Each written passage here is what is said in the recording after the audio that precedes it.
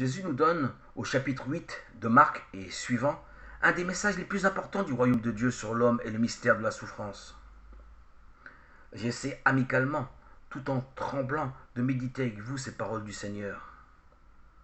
Jésus vient de guérir l'aveugle de Bethsaïde, cet homme qui retrouve la lumière progressivement. Il voit d'abord les hommes comme des arbres dans un brouillard, et puis peu à peu, il voit comme vous et moi. Ce miracle fut sûrement très impressionnant pour les apôtres. Ils devaient se poser la question, mais quel est donc cet homme? C'est juste à ce moment que Jésus demande aux siens, mais vous, qui dites-vous que je suis? La réponse de Pierre est rapide et brutale. Tu es le Christ. Jésus en prend acte. Tu es bienheureux, Simon Bar-Yona, car ce n'est pas la chair et le sang qui te l'ont révélé, mais mon Père qui est dans les cieux. Et Jésus dévoile alors à ses amis un aspect de sa mission qui les bouleverse. Il faut que le Fils de l'homme souffre beaucoup. Jésus, le Fils de Dieu, devenu le Fils de l'homme, a voulu prendre sur lui toute cette souffrance qui nous colle à la peau, à nous les humains. Il est venu s'identifier à chacun d'entre nous dans notre condition de créature mortelle et fragile.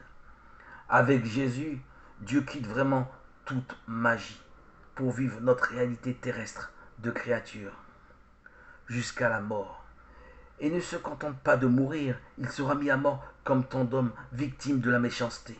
Il prend notre condition dans ce qu'elle a de plus absurde et de plus cruel. Mais en même temps, il l'affirme, il triomphera de notre seul ennemi, la mort. Le troisième jour, il ressuscitera. Il disait ces choses ouvertement, cela allait tellement de soi pour lui. Et pourtant, Pierre, révolté, réagit tout d'une pièce. À Dieu ne plaise, Seigneur, cela ne t'arrivera pas. Et la réponse se fait cinglante. Arrière de moi, Satan, tes pensées ne sont pas celles de Dieu, mais celles des hommes. Et Jésus enchaîne, appelant à lui la foule en même temps que ses disciples pour nous redire à nous tous les pensées mêmes de Dieu. Si quelqu'un veut faire route derrière moi, qu'il se renonce, qu'il se charge de chaque croix, chaque jour, et qu'il me suive. Car celui qui voudra sauver son âme la perdra, mais celui qui perdra son âme à cause de moi et de l'Évangile la sauvera. Jésus ne nous dit pas de rechercher la croix, mais de la prendre, de l'accepter, comme elle se présente chaque jour derrière lui, et ainsi de tout sauver.